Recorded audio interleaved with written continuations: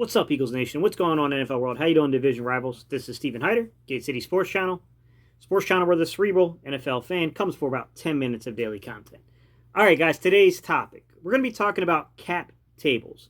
This is going to be a very, very heavy, cap-heavy video, guys, so get ready to sit down with a pad of paper and a calculator because I'm going to run through a lot of numbers.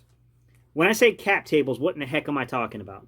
Guys, put in very layman terms, I'm talking about the percentage of the cap that is used on outside signings, right? So I'm talking about if you take the total liabilities, right, which for the Philadelphia Eagles in the 2021 season so far, it equals $252,306,371. Basically, what I'm doing is I'm looking over it, I'm seeing how the money is allocated. What I'm focusing it in on, guys, is those players that were drafted versus those players that were signed via free agency versus what I consider a third category, which is kind of your undrafted rookie free agents. I'm going to tell you this right now, guys, before we dive into today's video. There's a lot of subjectivity to how you define some of these guys, right? Because when you look at undrafted rookie free agents, there's a very fine line between what would I constitute as being an actual free agent versus undrafted rookie free agent versus who should be on the roster. I'm going to admit to you right now, I even made a mistake when I was sitting down preparing for this video to where I counted one player that I probably should have counted differently than I did, and that was Brett Toth. Brett Toth was an original draft pick or undrafted rookie free agent of the Eagles. The Eagles tried to slip him through onto the practice squad, if you guys remember, a couple of years ago, and the Cardinals immediately claimed him. And then last year it all cycled back again, and we got him again. I counted him as an undrafted rookie free agent. But given the criteria I've handed to you today, guys, he should have been considered an outside player because there were other nuanced things like that to where I kind of allowed other guys to be considered that. Like Craig James, I considered an outside player, right?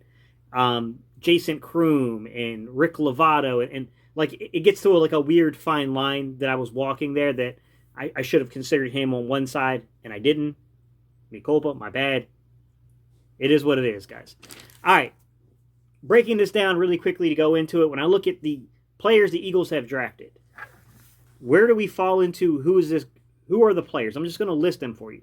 Carson Wentz, Fletchor Cox, Brandon Graham, Lane Johnson, Zach Ertz, Derek Barnett, Jason Kelce, Isaac Seumalo, Andre Dillard, Jalen Reagor, Avonte Maddox, Dallas Goedert, Miles Sanders, Jalen Hurts, J.J. Arcega-Whiteside, Josh Sweat, Davion Taylor, Kavon Wallace, Matt Pryor, Jordan Mailata, Jack Driscoll, John Hightower, Sean Bradley, Quez Watkins, 24 players in total. The basic money, the math behind this all, guys, works out to $153,731,151. When you weigh that against the actual total liabilities of $252,306,000, my bad, guys, $371, it works out to 60.93%. Round that up, 61% of our total cap. Our total liability cap, 61% of it comes from players we have drafted. There is complexity to this, guys. I am no sucker. I get that. Look at a guy like DJAX. He was technically drafted, but technically a free agent too. I'm counting him as a free agent outside player, given the parameters of the fact that we're working with this against the actual cap. You get what I'm saying? He was a free agent signing or trade, if you will, against the cap. So he's a player that was an outside player brought in technically by the parameters in which I'm defining this, okay? Outside players. Darius Slade, Javon Hargrave, Brandon Brooks, DJAX, Alshon Jeffrey, Malik Jackson, Rodney McLeod, Marquise Goodwin, Jake Elliott, Rick Lovato, Jannard Avery, Trayvon Hester, Craig James, Jason Kroom, Marcus Epps, Travis Fulgham, Ross Pierscherbacher, I have no clue how to say that guy's name, T.Y. McGill, Blake Countess, Kayvon Seymour, Caleb Wilson, Jason Huntley, Deontay Burnett, Hakeem Butler, Tyree Jackson, and Elijah Holyfield. Elijah Holyfield is another one, guys, to where it's difficult. It's complex, right? On one hand, you can argue, but yeah, again, if you're saying that, if it's an undrafted rookie free agent that is in the same season, so I'll give you examples of other guys I've counted. I've counted guys let me just take a really good look here, like Rashad Smith, and also I counted Joe Bocci, right? the way I justified it is it was in the same exact season. Is it really that different? You know, just because they spent some time with one team, like it's really kind of an undrafted rookie free agent contract on that. I don't, you know, there's subtleties to that and complexity that makes it to me like, okay, I'm just going to count them as an undrafted rookie free agent. You can argue that I'm being very subjective here, and I get it, guys. If you want to consider it differently, it's no big deal to me. The money's not that big. It's not making that big a difference in the percentages. But Elijah Holyfield, to me, he was signed on New Year's Eve of 2019. Like, that's basically after the season was over, guys. Like, I can't in good faith say, like, you know what I mean? Like, to me, there is a slight difference there between him and Joe Bacci, although Joe Bacci and Rashad Smith weren't that far apart in the weeks. But at least they kind of snuck their way in there before, like, week 17. Like, you know what I mean? To me, there's a difference. You take those 26 players and you add up their total liabilities, guys, it's $96,714,695. Weigh that against the actual total cap liabilities.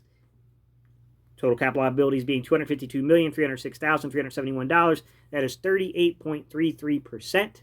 38.33% of our available cap has been spent on outside players.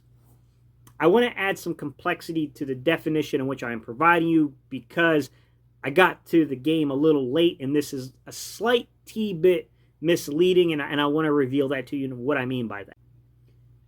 All right, guys, what I mean by I got to the game a little late on this one, and I do apologize because next year I'm going to do this video a lot faster just because it's not technically fair. Howie Roseman already started making moves to reduce some of our cap liability issues.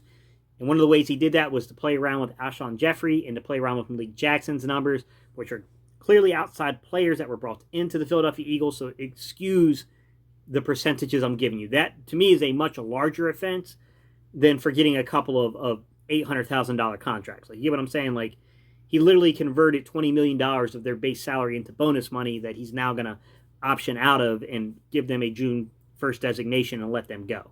So, to me, that's a much larger issue when you're talking $20 million, because that can certainly skew things at least 1 to 2 percentage points easily, if not significantly larger than that. And honestly, it is significantly larger than 1 to 2 percentage points. It's probably closer to 5 to 10. But my bad. I'm recognizing that's there, guys. I get it. All right. Nothing is perfect, guys. I got to this one probably a little bit too late. Undrafted rookie free agents, guys, like I said, everything's a little subjective here except for the guys that we clearly signed early on into the process. But those guys, here's how it lists out, guys. Nate Herbig, TJ Edwards, Brett Toth, Opeta, Raekwon Williams, Grayland Arnold, Joe Bacci, Jamison Houston, Rashad Smith, Elijah Riley, Luke Juriga, Joe Osman, Arian Suppose, I have no clue how you say that guy's name, the punter we signed recently. Lavert Hill, Khalil Tate, and Matt Leo. You can argue that the Suppose signing, blah, blah, blah, but he's coming in without a former team, so it is an undrafted kind of, to me, it's like an undrafted rookie free agent contract. There was no other team involved with him. He was playing in like the Arena Football League or something like that, guys. So when you take these guys, it's 16 players in total, and you average their salaries out. It's $12,336,669. You divide that against the total cap liabilities, and you're going to get $252 million. I don't know why I keep doing that. $306,371, which comes out to be about 4.88%, just under 5% of our total cap liabilities or total cap number is being spent on undrafted rookie free agents. This is what I will caution you. You might notice and say, Gabe, 4.88%, 38.33%, and 60.93% is more than 100%. It's like 102 or 3 or 4. You're right, it is. Let me explain why that is. When you look at total liabilities, when you're in the what's considered still the season, right?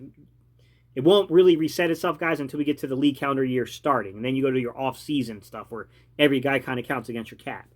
But when you're in season, you got to remember only the top 51 salaries count towards your total liabilities.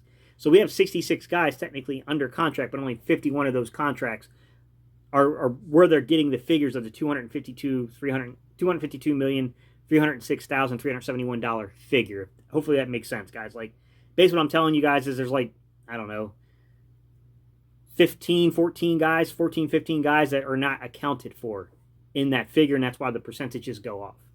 All right. What does this tell us?